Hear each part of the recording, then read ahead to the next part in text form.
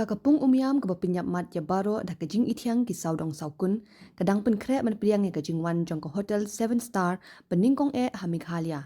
ka jela kadang wat ru ya kilat kilinti ki batmai pen pinya so ya ka mei mariang pe itiang jong ka jela bat ka perthai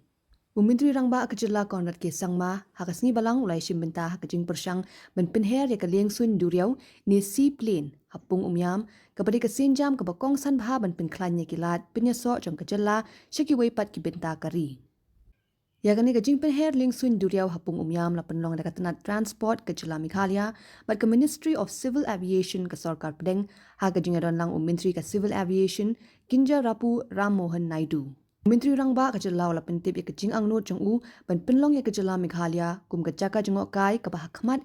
hapo kari khamtam haba ka kai pot jong ka sky scanner 8% travel trends report kala je ya ka shlong kum ka jaka jengok kai ka bah khring brew ha India The tourism point of view, we are very happy today that Shillong is one of the most sought after destinations. That's exactly what the word is. There's a Sky Scanners travel trend report that came out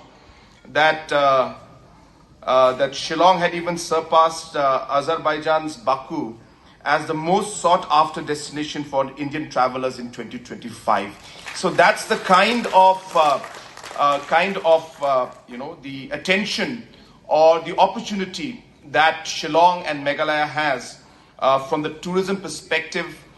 Ula pentip ba ka hotel 7 star kan sawan hakapung umiam bat kan datang ka jing sedang Henry ka jing syakri jong ka liengsuin duriaw ka laban plelat shushu na ka benta ka kam jengok kai perthai da ka ba pensuk acknowledging late ben late chiki jaka ba itanat ki badan hakaleng ka jela jong ni